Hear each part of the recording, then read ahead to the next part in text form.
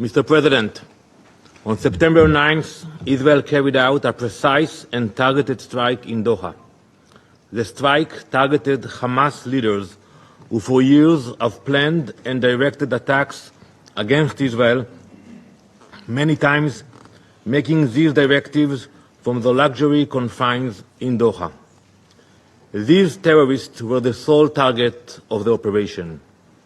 The men targeted were not legitimate politicians, diplomats, or representatives.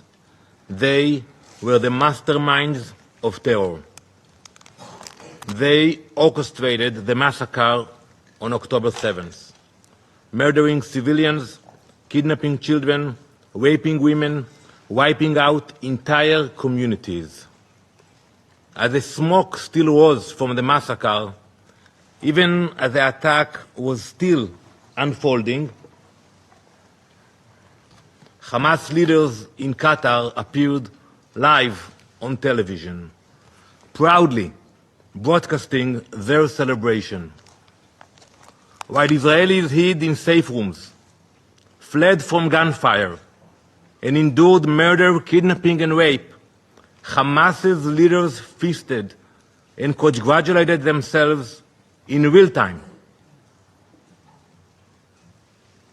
These are the same men who called for jihad to escalate the conflict. They called for blood, not peace. They wild terror, not negotiation. And the terror has not stopped. Just days ago, at Ramot Junction in Jerusalem, Hamas terrorists opened fire on a bus stop crowded with children and adults. 6 innocent people were murdered. Among them, a 25-year-old who had immigrated from Spain, recently married and building his future in Israel. A rabbi who had dedicated his life to teaching the next generation. 2 residents of the community struck down in their own neighborhood. Among the wounded was a woman 8 months pregnant, left to fight for her life and the life of her unborn child. These are not numbers. They are lives, families, futures stolen. When the gunfire stopped, the bus and the pavement around it were drenched in blood. This is what terrorism looks like. Mothers clutching babies, a bus stop turned into a battlefield, a community scared in seconds. This is a reality we face in Israel. Terror raising its ugly head almost every single day. And let this council be reminded, there can be no immunity for terrorists. Hamas immediately praised the killers as heroic and exceptional, later claiming full responsibility for the attack and calling the massacre of innocent people a natural response. There is nothing natural about this. It is terror, pure and simple. Today, 48 innocent people are still held hostage by Hamas. Their families live in daily pain. It has been more than 700 days that innocent people have been trapped in Hamas captivity. 700 days of cruelty and abuse. Hamas has used them as bargaining chips, turning their suffering into currency. But let me be clear, there is no immunity for terrorists. Not for those who commit it, and not for those who enable it. Israel has agreed to President Trump's ceasefire proposal. We are ready to stop the fighting. But Hamas refuses. They keep the world waiting. They are in no rush. They have the time. Indifferent to the human suffering that their delay causes. And who suffers from this refusal? Not the leaders of Hamas, living abroad in the Ritz-Carlton in Doha. They don't suffer, they have the time. But the hostages languishing in their cells and the people of Gaza used as human shields. From the start, Hamas's strategy has been to embed its weapons among civilians. They hide rockets in schools, command centers in hospitals, and tunnels under homes. They put their own people in harm's way, then cry crocodile tears when civilians are hurt. Our fight is with Hamas, not with the people of Gaza, not with the state of Qatar. Israel will continue to take precautions to protect innocent lives. That is the difference between us and those who glorify massacre and terror. Like in the Bible, like Cain in the Bible, who was marked for the murder of his brother, so too are Hamas's leaders marked for their crimes.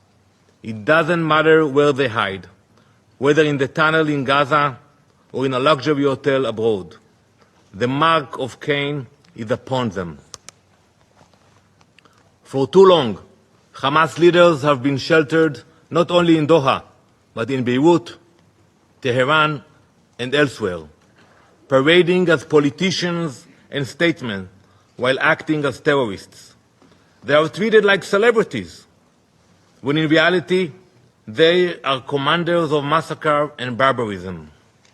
This false disguise of legitimacy gave them freedom to move, to buy weapons, to recruit through so-called humanitarian networks, and to spread propaganda on international platforms that should have rejected them.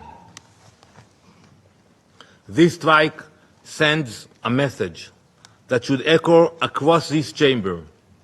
There is no sanctuary for terrorists, not in Gaza, not in Tehran, not in Doha. There is no immunity for terrorists.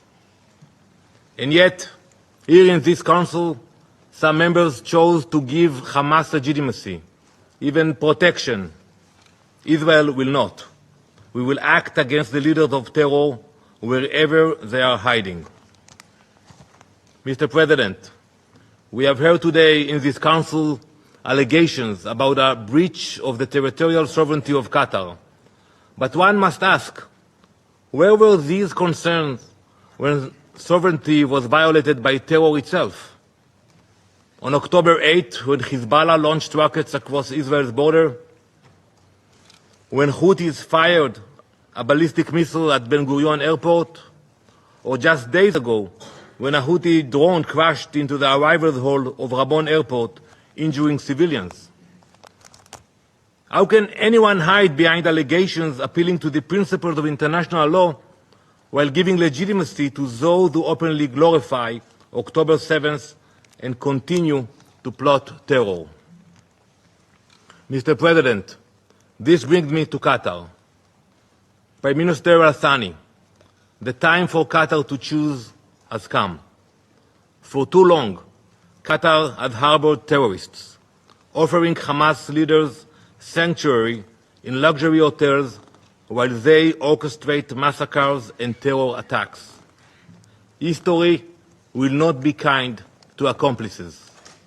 Either Qatar condemns Hamas, expels Hamas, and brings Hamas to justice, or Israel will. Mr. President, the world has faced moments like this before. Today, the world remembers the devastating terrorist attacks of September 11th. That tragic day, like October 7th for Israel, was a day of fire and blood. In the aftermath of 9/11, the countries that uphold freedom, equality, and democracy in this council stood shoulder to shoulder. 2 weeks later, this council adopted Resolution 1373. It said plainly, no state may harbor terrorists. No state may fund them. No state may give them safe haven. I urge you all to read this resolution. Any government that does so breaks this council binding obligations. That principle was clear then. It must be upheld today. And when bin Laden was eliminated in Pakistan, the question asked was not Why target a terrorist on foreign soil? No one asked that question. The question was, why was a terrorist given shelter at all? The same question must be asked today. There was no immunity for bin Laden, and there can be no immunity for Hamas. And in facing terror, history shows that members of this council have done the very same. From 2014 to 2022, France struck terrorists in Mali, Chad, Burkina Faso, and Mauritania. In 2014 and 2015, the United Kingdom carried out airstrikes in Iraq and Syria against ISIS. So I ask, if these actions were justified then, why is Israel singled out now? Why are claims concerning sovereignty invoked only against Israel and ignored when others act to defend themselves? Is Israeli blood worth less? The question to ask is not why Israel targets the masterminds of terror, but why they are sheltered abroad, while hostages starve in captivity and Gazans are left to suffer. Israel's fight is not only Israel's. It is a fight of all who believe in democracy against those who worship death and violence, light against darkness, civilization against barbarism, justice against terror. We will continue until the hostages are free, until our people are safe, and until terror can no longer find sanctuary in any corner of the world, because there is no, and there never will be, immunity for terrorists. Thank you, Mr. President.